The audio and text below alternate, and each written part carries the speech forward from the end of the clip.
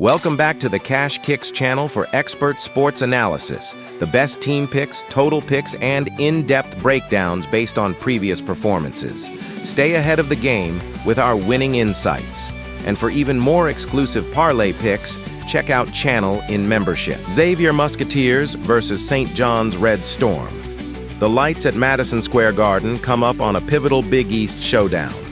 Xavier enters at 12 and 11 overall, 4 and 8 in conference play, sitting 7th in the league standings and fighting to stabilize its season. St. John stands at 18 and 5, 11 and 1 in the Big East, 2nd in the conference, and firmly in control of the title race. The contrast is sharp. One team is chasing traction, the other is protecting position, and with St. John's carrying a commanding edge in the projected matchup outlook, the pressure falls squarely on Xavier to disrupt the script. St. John's averages 84.4 points per game, one of the most explosive marks in the conference. Xavier scores 76.8. Defensively, the Red Storm allowed just 71.8 points per night compared to Xavier's 77.7. Efficiency tilts toward the home side as well. 46% from the field for St. John's, 44% for Xavier. At the line, St. John's converts 72.9% to Xavier's 70.7%, while the Musketeers hold a slight edge from deep, 36.2% to 35.2%. On the glass, St. John's controls 38.2 rebounds per game to Xavier's 34.4. Xavier moves the ball well, averaging 18.0 assists, compared to 16.0 for St. John's. But the Red Storm generate more disruption. 8.1 steals and 4.9 blocks per contest, both superior to Xavier's 7.0 steals and 4.2 blocks. Turnovers are nearly even, with St. John's at 11.0 per game and Xavier at 10.3. Individually, Trey Carroll leads Xavier with 17.9 points per game on 50.6% shooting, adding 5.6 rebounds and 2.6 assists, while hitting 33.7% from 3 and 66.3% at the stripe.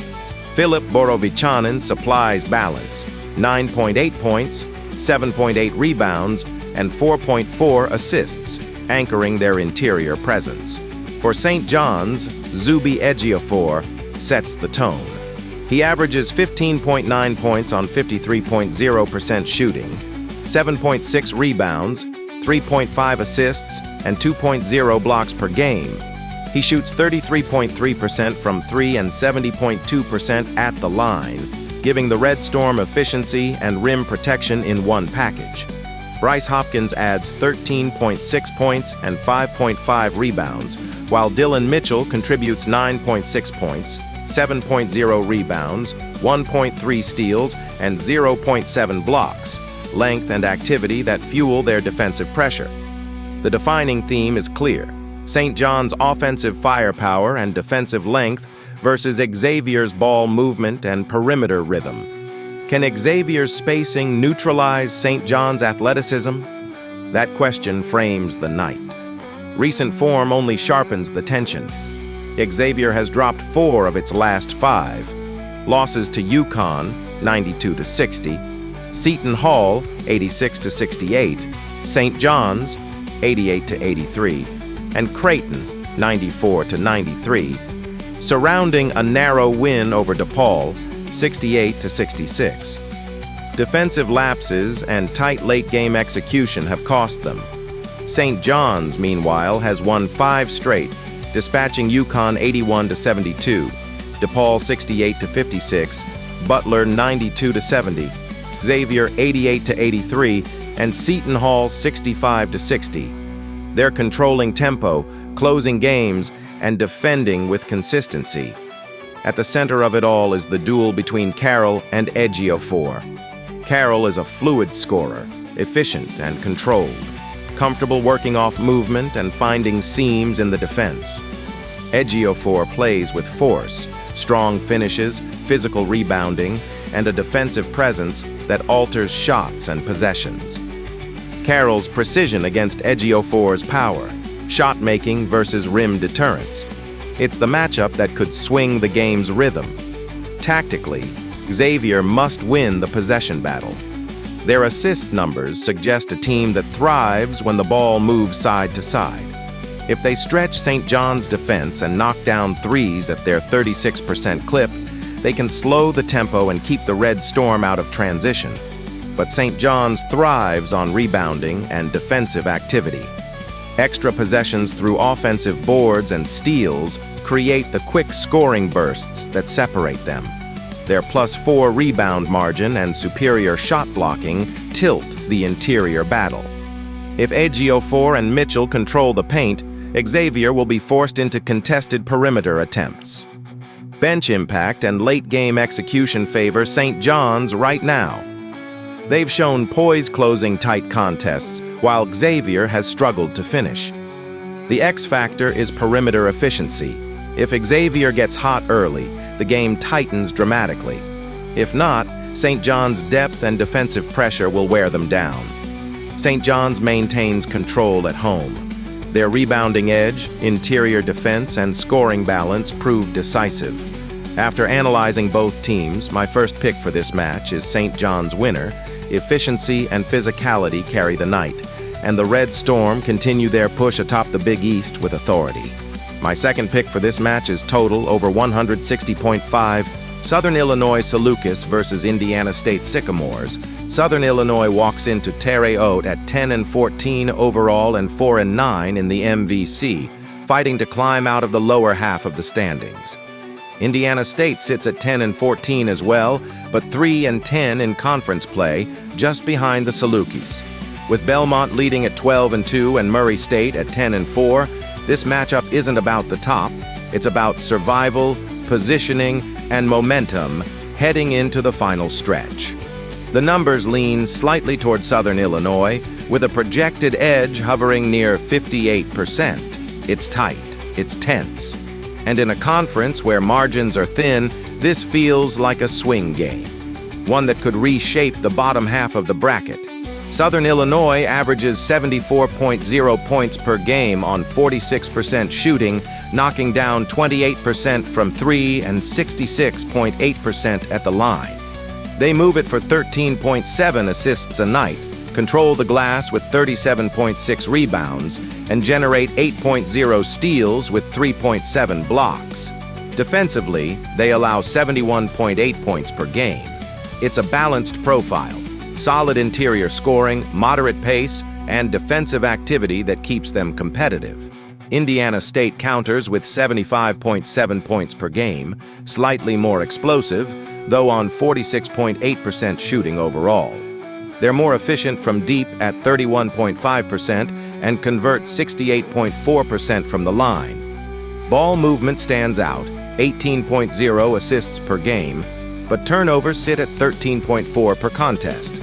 They average 35.7 rebounds, 6.3 steals, and 2.8 blocks while surrendering 74.7 points defensively.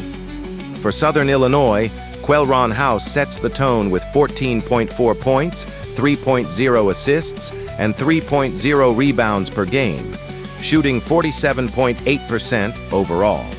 Rolliens Aligby adds 10.2 points and 6.9 rebounds on 54.1% shooting, while Drew Steffa provides spacing at 40.5% from three.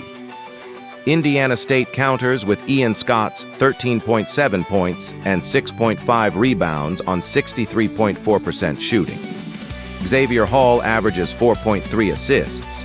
Campy Wagner adds 11.9 points and 4.7 boards, and Sterling Young chips in double figures with perimeter range. The contrast is clear.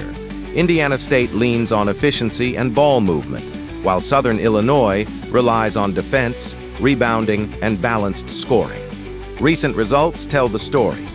Southern Illinois has lost 4 of 5, with defeats to Murray State and UIC highlighting late-game struggles. Their lone win, a 65-50 effort against Illinois State, showed their identity when defense leads. Inconsistency on offense has hurt them in tight games.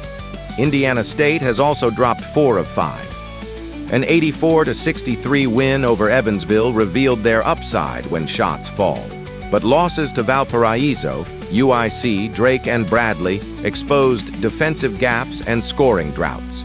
Both teams are searching for rhythm, and emotion may matter as much as strategy. The game centers on House versus Scott. House controls the tempo with probing drives and mid-range creation, while Scott scores efficiently inside and stretches the floor, finishing at 63%. If House sets the pace, Southern Illinois stays steady. If Scott owns the paint without help, Indiana State thrives. Southern Illinois will crash the glass to limit second chances and slow transition. Indiana State must rely on its 18 assists per game, sharp ball movement, inside-out play, and kickouts to challenge the Salukis' defense. Turnovers loom large. Indiana State averages 13.4 per game, slightly higher than Southern Illinois' 12.4. Extra possessions could tilt this contest. Watch also for three-point variance. Indiana State's 31.5% from deep versus Southern Illinois' 28%. A hot perimeter stretch could break this open. Bench depth appears relatively even, but Indiana State's ball movement late could provide composure in crunch time. Southern Illinois' defensive steals and rim protection give them counterpunch ability. In a game defined by slim margins, rebounding and defensive resistance feel decisive. Southern Illinois' slightly better points allowed, stronger board work, and steadier turnover margin provide a narrow but meaningful edge. After analyzing both teams, my first pick for this match is Southern Illinois winner. The difference will be second chance points and defensive stops in the final 4 minutes. In a battle of equals searching for traction, the Salukis' balance and rebounding control carry them home. My second pick for this match is total over 142.5, Illinois State Redbirds versus Evansville Purple Aces. Illinois State walks into Evansville at 16-8 overall and 8-5 in conference play, sitting fourth in the MVC standings and firmly in the hunt behind Belmont, Murray State, and Bradley. Evansville, 5-19 overall and 1-12 in league play, is trying to halt a slide that has left them at the bottom of the table. The stakes are clear. Illinois State is chasing positioning and postseason momentum, while Evansville is fighting to salvage pride and disrupt the conference race on its home floor. The numbers lean heavily toward the Redbirds. They own a decisive edge in the matchup projection, 86% to 14%. And statistically, the separation shows up across the board. Illinois State averages 76.7 points per game to Evansville's 66.8. They shoot 47% from the field, compared to 42.4% for the Purple Aces, and they rebound at a 37.3 per game clip versus 32.5. Assists are nearly even, 13.6 to 13.3. But Illinois State's efficiency and scoring depth create a different offensive ceiling. Evansville allows 74.3 points per game, while Illinois State surrenders 66.8, underscoring a defensive discipline advantage. Illinois State's offense runs through Chase Walker, who averages 14.1 points and 5.7 rebounds, while shooting 52.3% from the floor and 72.6% at the line. Johnny Kinziger adds 11.3 points and 2.9 assists, though his 39.3% field goal mark highlights streakiness. Bowden Skunberg and Ty Pence both contribute over 9 points per game, giving the Redbirds layered scoring and spacing. The team shoots 35.4% from 3 and 68.5% from the line. Evansville counters with balance at the top. Connor Turnbull leads in scoring at 11.5 points and 6.1 rebounds, while A.J. Casey posts 11.4 points, 5.5 boards, and shoots an efficient 50.7% from the field. Leif Muller orchestrates the offense with 3.8 assists per game and adds 10.6 points, but the Aces shoot just 31.7% from 3 and turn it over 13.3 times per contest. Defensively, Evansville blocks 3.4 shots per game and generates 5.7 steals, but the overall field goal defense remains vulnerable. The primary matchup theme is clear: Illinois State's efficient, multi-option offense against Evansville's inconsistent defensive structure. If the Redbirds control pace and keep the ball moving, their depth should stretch the Purple Aces across the floor. Recent form reinforces the divide. Illinois State has won 3 of its last 5, including decisive victories over Drake, 86-76, and Murray State, 70-65, while dropping competitive games to Southern Illinois and Belmont. They're scoring in bursts and defending with purpose, allowing 65 or fewer in 3 of those 5 contests. Evansville, meanwhile, has dropped 5 straight. Losses to Valparaiso, 70-63 in overtime. Indiana State, 84-63. UNI, 71-55. Drake, 82-78. And UIC, 76-49, reveal a team searching for late-game execution and offensive rhythm. The overtime battle against Valparaiso showed fight, but inconsistency and scoring droughts have defined this stretch. The spotlight centers on Walker versus Casey. Walker's power and efficiency inside give Illinois State a reliable anchor. He scores with economy and finishes through contact. Casey plays with fluidity, attacking from multiple angles and converting at a 50% clip. If Casey can stretch the floor and draw Walker into space, Evansville gains an opening. But if Walker establishes interior control early, it tilts the glass and the tempo. Tactically, Illinois State will look to push selectively, capitalize on second-chance opportunities, and exploit Evansville's 42.4% overall shooting defense. Their 11.1 turnovers per game signal composure, and that ball security could be decisive against a team that struggles to generate consistent transition offense. Evansville must shrink the floor defensively, contest without fouling, and lean on Moeller's playmaking to keep the ball moving. Bench production and three-point rhythm are critical X factors. If the Purple Aces can approach 35% from deep and protect the glass, the game tightens. If not, Illinois State's balance and discipline widen the gap. Prediction: Illinois State's efficiency, rebounding edge, and defensive stability carry the night. Expect controlled tempo, steady scoring from Walker, and complementary contributions around him. After analyzing both teams, my first pick for this match is Evansville winner. The Redbirds' balance and defensive consistency prove too much, reinforcing their place in the conference chase and leaving little doubt by the final horn. My second pick for this match is total over 136.5 UNC Wilmington Seahawks versus Charleston Cougars, Thursday night at TD Arena, carries weight in the CAA race. UNC Wilmington enters at 19-4 overall and 8-2 in conference play, sitting just half a game behind Charleston, who stands 16-8 overall and 9-2 in the league.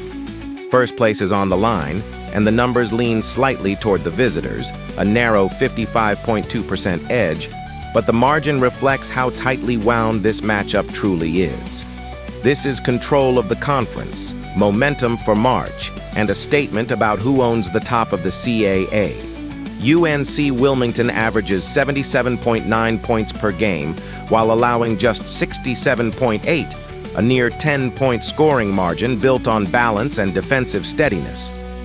They shoot 45.2% from the field, 35.4% from 3, and 69.6% at the line, while pulling down 39.9 rebounds and handing out 13.6 assists per game.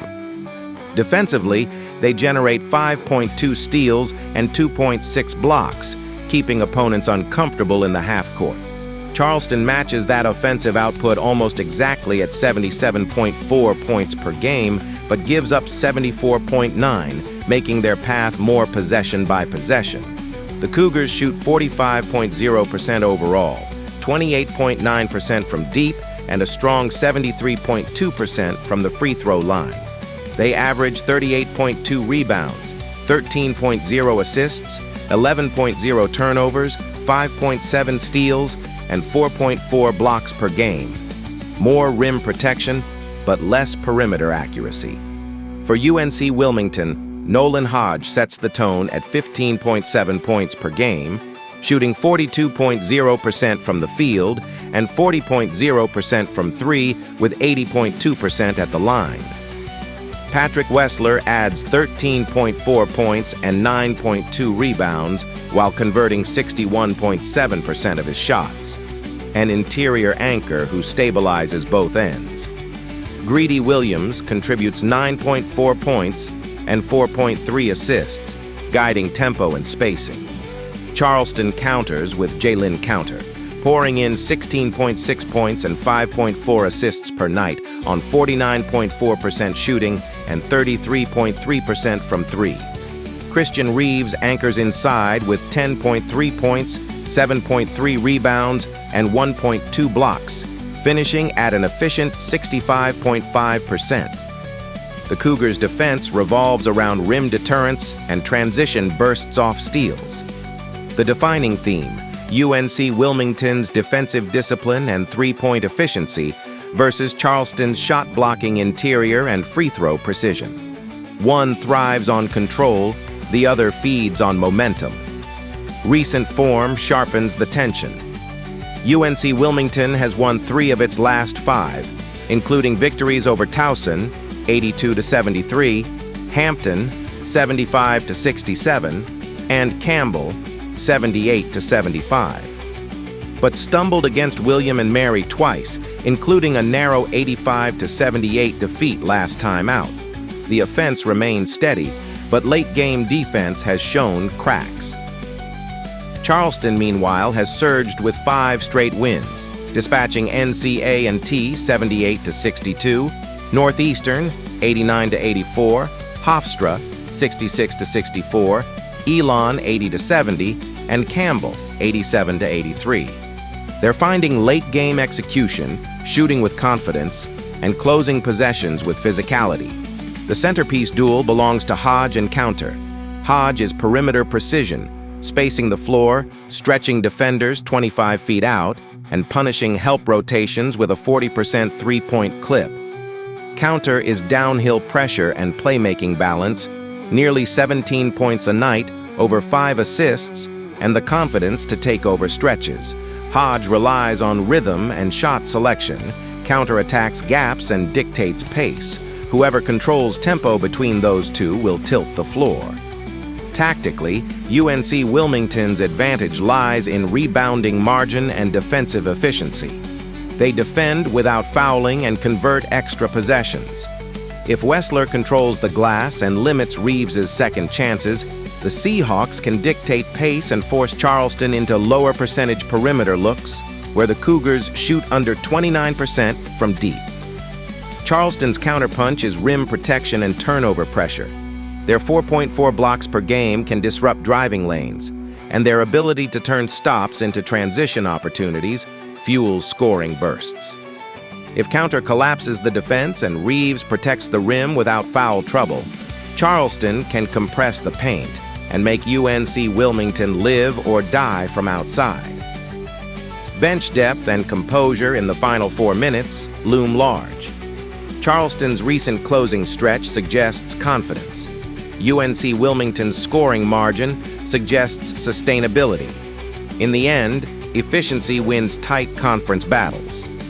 UNC Wilmington's superior three-point accuracy and defensive consistency give them the steadier foundation in what projects as a possession game.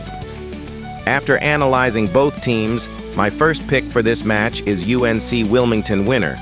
The edge belongs to balance and perimeter precision, just enough to steal first place on the road and reshape the CAA race. My second pick for this match is total over 147.5. Arizona Wildcats versus Kansas Jayhawks. 2 programs sitting near the top of the Big 12 collide in Lawrence as number 1 Arizona, 23-0, 10-0 Big 12, walks into Allen Fieldhouse to face number 11 Kansas, 18-5, 8-2 Big 12. Arizona leads the conference outright, unbeaten and in full control. Kansas sits just 2 games back, with a chance to tighten the race and protect home floor in a building that has defined seasons for decades. The numbers lean slightly toward the Wildcats, a 58.2% edge in projected win probability. But this is more than math. It's the league's most explosive offense against one of its most physical defensive fronts, and the stakes ripple beyond February. For Arizona, it's about preserving perfection. For Kansas, it's about reasserting championship authority. Arizona averages 89.3 points per game, shooting 52% from the field and 35.5% from 3, while knocking down 73.4% at the line. They move it beautifully, 18.2 assists per game, and dominate the glass at 43.9 rebounds. Defensively, they allow 67.6 points, force 8.5 steals, and block 4.5 shots per night. Kansas plays at a more measured tempo, scoring 77.8 points per game on 47.9% shooting and 35.5% from 3. But they're elite at the stripe at 75.7%. They give up just 67.3 points per contest, rebound at 38.9 per game, and protect the rim with 6.1 blocks, a clear defensive backbone. Arizona's offense flows through balance. Braden Burries leads with 15.3 points per game on 50.8% shooting and 36.7% from deep, adding 4.7 rebounds and 2.7 assists. Koa Pete contributes 14.6 points and 5.6 boards on 55.8% efficiency. Jaden Bradley adds 13.8 points and 4.5 assists, while hitting 42.1% from 3. Inside, Motiejas Krivas, 11.0 points, 8.3 rebounds, 1.8 blocks, and Tobe Awaka, 9.9 points, 9.9 rebounds, anchor the interior. Kansas counters with Trey White's 14.6 points and 7.1 rebounds per game, shooting 48.3% overall and 42.5% from 3, while converting 85.6% at the line. Flory Badunga brings 14.6 points, 8.9 rebounds, and 2.8 blocks, shooting an imposing 68.4%. Melvin Council Jr. orchestrates at 13.7 points and 5.1 assists, while Darian Peterson chips in 20.5 points in limited games, stretching the floor at 41.9% from deep. The defining theme is clear: Arizona's depth and offensive efficiency versus Kansas's rim protection and interior physicality. Arizona enters on a 5-game surge, wins over Oklahoma State, 84-47, Arizona State, 87-74, BYU, 86-83, West Virginia, 88-53, and Cincinnati, 77-51. The margins tell the story: explosive scoring, multiple 80-plus performances, and defensive clampdowns. Kansas has won 5 straight as well, including Utah, 71-59, Texas Tech, 64-61, BYU, 90-82, Kansas State, 86-62, and Colorado, 75-69. Their victories have come in different ways: grinded out defensive battles and efficient offensive bursts, showing adaptability and late-game composure. This is a collision of confidence.